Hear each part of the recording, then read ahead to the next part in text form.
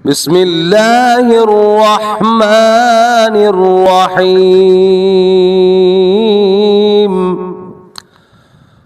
ألم تر كيف فعل ربك بأصحاب الفيل ألم يجعل كيدهم في تضليل وأرسل عليهم طيرا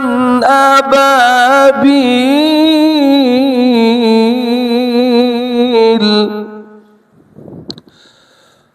ترميهم بحجارة من سجيل فجعلهم كعصف مأكول.